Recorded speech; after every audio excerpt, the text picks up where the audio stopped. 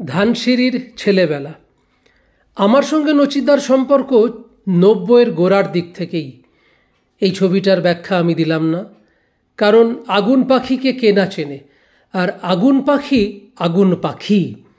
আগুন পাখির সম্পর্কে আলাদা করে কিছু বলার স্পর্ধা আমার নেই, কিন্তু এই মানুষটার সঙ্গে আমি একান্তে বহু সময় কাটিয়েছি, বহু অভিজ্ঞতা আমার রয়েছে মানুষটার সঙ্গে। বৌদির সঙ্গে আমার ভালো সম্পর্ক, ধানসিঁড়ির সঙ্গে ভালো রিলেশন, ফোনে কথা হয়। গত সপ্তাহে নচিদা আমাকে ফোন করেছিলেন, কথা বলেছি।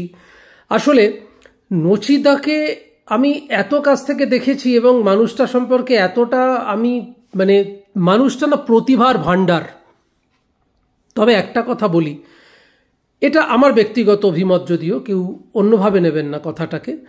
নচিদা মানুষ হিসেবে কিন্তু দুর্দান্ত মানুষ, যারা কাছ থেকে মিশেছে তারা জানে। তবে নচিদা সম্পর্কে এখন অনেকে অনেক রকম কথা বলেন, অনেক রকম ভাবনা চিন্তা পোষণ করেন। ছেড়ে দিন, এটা আমার নিজস্ব অভিমত, আমি বললাম থাক না, ছেড়ে দিন না। মানুষটার থেকে তো একটার সময় আমরা গানের মধ্যে দিয়ে অনেক আগুন পেয়েছিলাম, সেই আগুনে ভর করেই না হয় আমরা সামনের দিকে এগিয়ে যাই।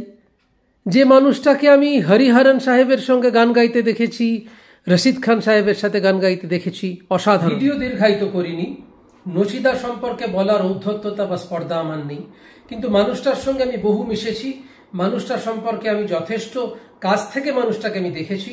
তাই নচিদার কোনো গান আমি দিলাম না, যদি কপিরাইট হয়ে যায় কোনোভাবে।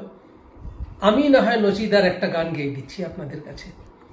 ঘুম আসে না,